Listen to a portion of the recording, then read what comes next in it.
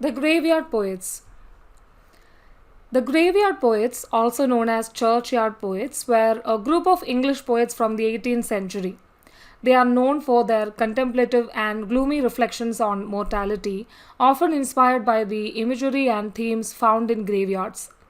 Their poetry frequently delved into topics like skulls, coffins, epitaphs, and worms, all evoked by the presence of a graveyard. Unlike traditional elegies that mourned the death of a single individual, the graveyard poets had a broader purpose that aimed at more than sensationalism. As the 18th century progressed, graveyard poetry evolved to encompass feelings of the sublime and the uncanny. It also reflected an interest in ancient English poetic forms and folk poetry. The graveyard poets are often considered precursors to both the Gothic literary genre and the Romantic movement, as they explored themes of mortality, nature, and the supernatural. The term graveyard school encompasses a wide range of authors, and what defines a poem as graveyard poetry remains a subject of critical debate. In its strictest sense, it refers to four poems: Thomas Gray's Elegy Written in a Country Churchyard, Thomas Parnell's Night Piece on Death, Robert Blair's The Grave, and Edward Young's Night Thoughts. However, in a broader sense, it can apply to numerous poetry and prose works that were popular in the early and mid 18th century. The term graveyard school was not coined until William McNeill Dixon used it in 1898 to describe these poets and their poetry. Many of the graveyard poets, such as Thomas Parnell, were Christian clergymen, and their works often blended aesthetics with religious and moral teachings. Here is a partial list of some of the prominent graveyard poets. It includes Thomas Parnell, John Keats, Thomas Warton, Thomas Percy, Thomas Gray, Oliver Goldsmith, William Cowper, Christopher Smart, James Macpherson, Robert Blair, William Collins, Thomas Chatterton, Mark Akenside, Joseph Warton, Henry Kirk White, Edward Young, David Mallet, William Mason, James Beattie, and James Thomson. Thomas Gray. Thomas Gray, an English poet, is renowned for his poem, An Elegy Written in a Country Churchyard, which stands as one of the most well-known English lyric poems. Despite his relatively limited literary output, he held a prominent position in mid-18th century English poetry and is considered a precursor to the Romantic movement. Born into a prosperous but unhappy family, Gray was the sole surviving child among 12 siblings. His upbringing was marked by a harsh and violent father and a long-suffering mother who operated a millinery business to provide him with an education. As a delicate and studious boy, he was sent to Eton at the age of 8 in 1725. At Eton, he formed a close circle of friends, including Horace Walpole, Richard West, and Thomas Ashton, who shared his love for poetry and classical studies, as well as a disinterest in rowdy sports and the prevailing manners of the time. In 1734, Gray enrolled at Peterhouse, Cambridge, where he began writing Latin verses of considerable merit. However, he left Cambridge in 1738 without completing his degree. In 1739, he embarked on a grand tour of France, Switzerland, and Italy with Horace Walpole, funded by Sir Robert Walpole. While initially successful, their friendship soured in 1741, possibly due to Gray's preference for museums and scenic beauty over Walpole's social pursuits. Gray returned to England in 1741 but later reconciled with Walpole in 1745. In 1742, Gray settled at Cambridge.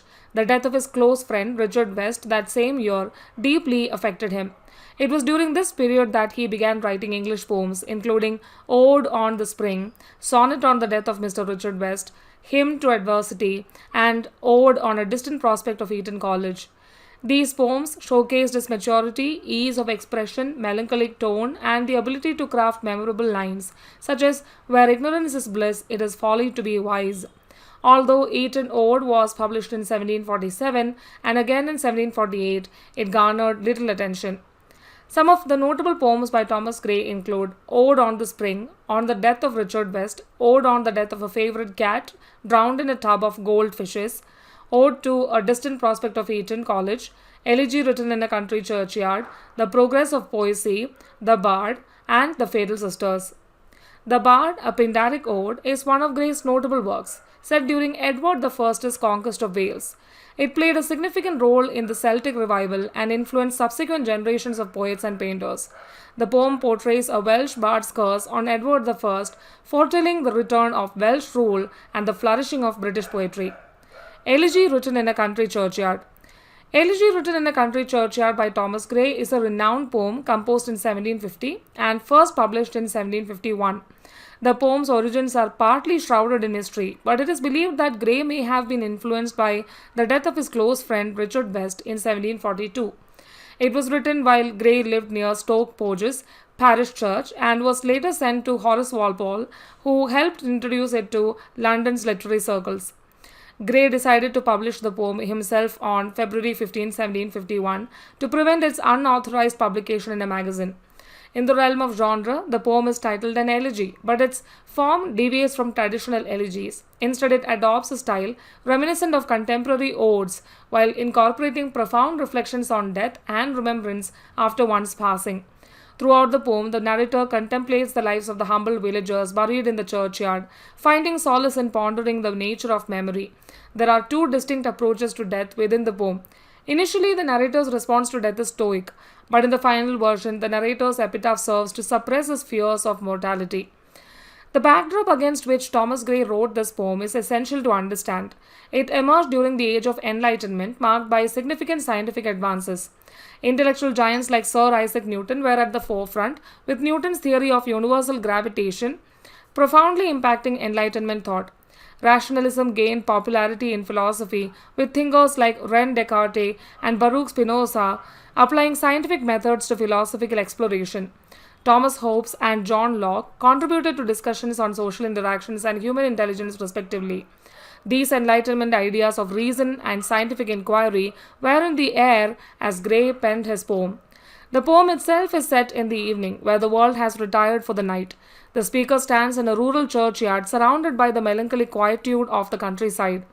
Evening sounds, including the tolling of the church bells, the return of shepherds and their cattle after a day's labor, and the calls of nature like owls and beetles, permeate the atmosphere.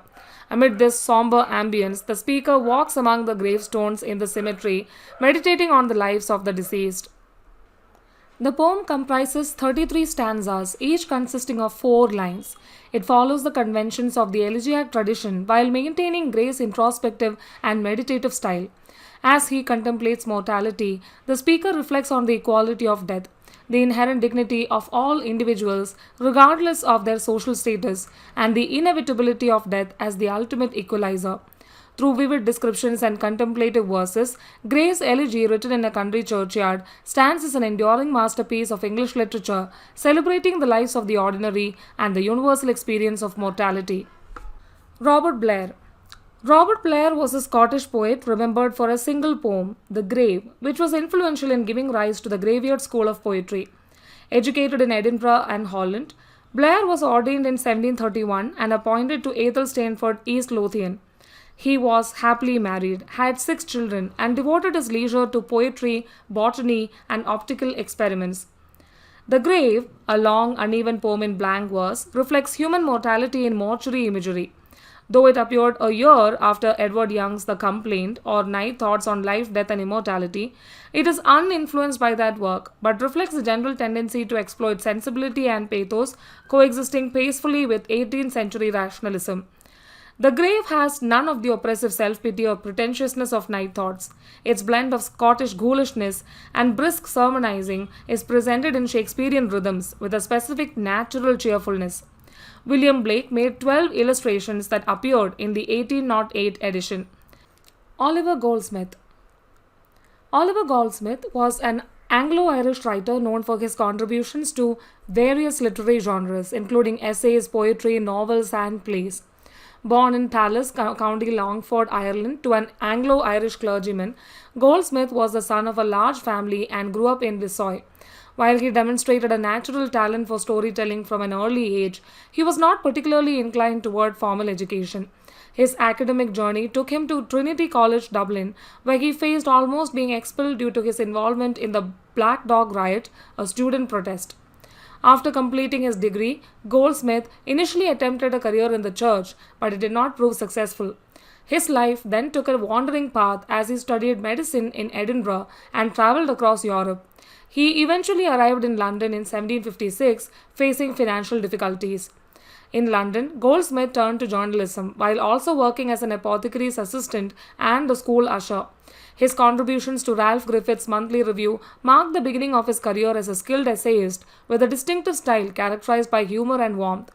His essays were later compiled into The Citizen of the World or Letters from a Chinese Philosopher in 1762. During his time in London, Goldsmith became part of Samuel Johnson's literary circle, forging a close friendship with the renowned writer.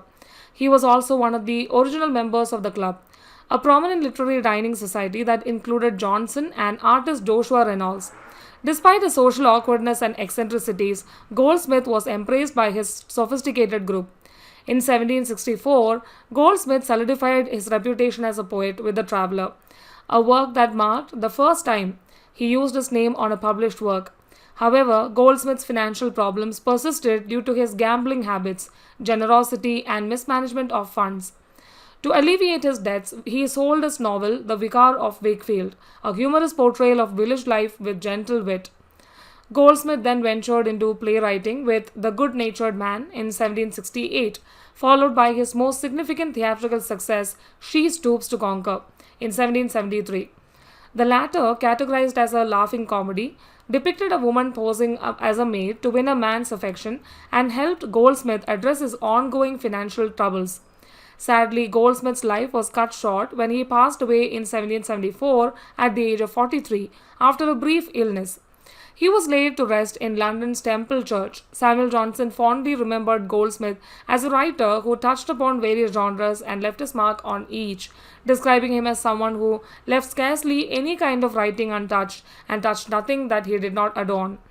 Among Goldsmith's notable works are An Inquiry into the Present State of Polite Learning in Europe, She Stoops to Conquer, The Citizen of the World or Letters from a Chinese Philosopher, The Deserted Village, The Traveller, and The Vicar of Wakefield. His literary legacy endures and his works continue to be celebrated for their wit, insight, and contributions to 18th century English literature. William Collins. William Collins was an English poet whose lyrical odes, while following neoclassical forms, embodied romantic themes and sentiments. Despite a brief literary career and limited works, he is esteemed as one of the finest English lyric poets of the 18th century. Collins' education took place at Winchester College, where he developed a significant and enduring friendship with poet and critic Joseph Warton. At the young age of 17, Collins, influenced by Pope's pastorals, composed his 4 Persian eclogues in 1742, later retitled as Oriental Eclogues in 1757. Of all his works, these were the only ones highly regarded during his lifetime. In 1744, he published a verse epistle addressed to Sir Thomas Hanmer, which included his exquisite Dirge from Cymbeline. The 18th century witnessed a revival of the pastoral eclogue, a recognized genre in English poetry for centuries. This revival aimed to refresh the subject matter. Notably, Swift, Gay, and Whately transposed rural themes to urban life in town eclogues.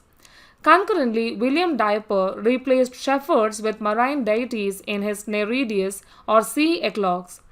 Collins's Persian eclogues, published in 1742, aligned with this renewal. Although written in heroic couplets, they featured Oriental settings masquerading as translations, with scenes in a valley near Baghdad, the desert at midday, the Caucasus Mountains in Georgia, and war-torn Circassia. These eclogues achieved success, leading to a revised version in 1757 under the title Oriental Eclogues. In subsequent years, they were frequently republished and even translated into German on the continent in 1767 and 1770. Collins's eclogues influenced later works with exotic settings. In 1770, Thomas Chatterton created 3 eclogues set in entirely imaginary African locations, characterized by crude imaginative force and oceanic fervor. In contrast, the Oriental Eclogues by Scott of Amwell favorably compared to Collins's work, featuring backgrounds supported by contemporary scholarship. Scott justified his poems as a homage to Collins's work, emphasizing the distinctiveness of his own scenes in Asian regions beyond Persia's domains. Collins's contributions extended to the genre of odes, fitting within the broader movement to renew it formally. He displayed a preference for pindaric odes and occasionally abandoned rhyme. In this endeavour, he was in the company of notable contemporaries like Thomas Gray, Mark Akenside, and his fellow alumnus Joseph Warton from Winchester School. Initially, Collins intended to jointly publish his odes on several descriptive and allegorical subjects with Warton's odes on various subjects. However, Warton's publisher rejected the proposal, leading to separate publications. Thomas Gray commented on their distinct poetic qualities in a letter, describing each poet's strengths and shortcomings. Collins and Warton's new stylistic approach in their odes was susceptible to burlesque parody, with the university collection producing an ode to horror in an exaggerated style, alleging Thomas Warton's involvement, a rumor that endured through later reprintings. Edward Young. Edward Young was an English poet known for his influential work Night Thoughts, a philosophical series of writings in blank verse that delved into the themes of life, death, and immortality. His poetic career, while not as celebrated as some of his contemporaries, left a lasting impact on literature and thought. Young's fame primarily rests on Night Thoughts, a poem published in 9 parts or nights between 1742 and 1745. This ambitious work is characterized by its reflective and philosophical nature, which reflects Young's state of mind following several personal losses. The poem explores themes of mortality, grief, human frailty, and the fleeting nature of life. Written in blank verse, Night Thoughts takes readers through a series of introspective musings on death, prompted by the poet's experiences of losing loved ones, including his wife and friends. One of the most famous lines from the poem, found at the end of Night, is "Procrastination is the thief of time." This line serves as a reminder of how swiftly life and opportunities can slip away if not seized in a timely manner. While Night Thoughts earned high praise and a significant reputation in its time, it is perhaps best known today for the illustrations created by the renowned artist William Blake in 1797. Thomas Stothard also produced a set of illustrations for the poem in 1799. The poem consists of 9 distinct nights, each standing as a separate poetic piece. These nights encompass various themes, including reflections on life, death, friendship, and the nature of immortality. Some of the nights are dedicated to notable individuals such as Arthur Onslow, Spencer Compton, and Margaret Bentinck. Despite not being as widely read or recognized today, Young's Night Thoughts was highly regarded in its time and continued to influence subsequent generations of writers and thinkers. James Boswell, in his 1791 book Life of Samuel Johnson, described Night Thoughts as the grandest and richest poetry that human genius has ever produced, highlighting its enduring significance in the world of literature. William Cowper. William Cowper was a highly regarded English poet of his time, known for his distinctive style and contributions to 18th century nature poetry. His works, such as The Task and the lyrical piece The Poplar Trees, brought a new level of directness and simplicity to the genre. Cowper's poetry often delved into the ordinary joys and sorrows of everyday life, and he had a keen eye for describing the minutiae of the countryside. His writing demonstrated a strong empathy for rural life, a concern for the plight of the poor and oppressed, and a preference for straightforward language. In many ways, Cowper can be seen as a precursor to poets like Robert Burns, William Wordsworth, and Samuel Taylor Coleridge. While Cowper's poetry often displayed a gentle sense of humor, it also revealed a deep undercurrent of melancholy and desolation, as seen in works like The Castaway. In 1767, Cowper's life took a tragic turn when his friend Morley Unwin died in a riding accident. Cowper and the Unwin family relocated to Olney in Buckinghamshire, where Cowper came under the influence of John Newton, a revivalist clergyman. Newton encouraged Cowper to engage in practical evangelism, but Cowper's fragile mental state and persistent doubts soon resurfaced. Together with Newton, he co-authored a book of religious verse titled Olney Hymns, published in 1779. Cowper's creative spark was reignited when he befriended Lady Austen, a widow in the nearby area. She provided him with inspiration for works like The Journey of John Gilpin, a popular ballad published in 1783. She also playfully suggested that he write about a sofa, which led to the creation of The Task, a highly successful poem published in 1785.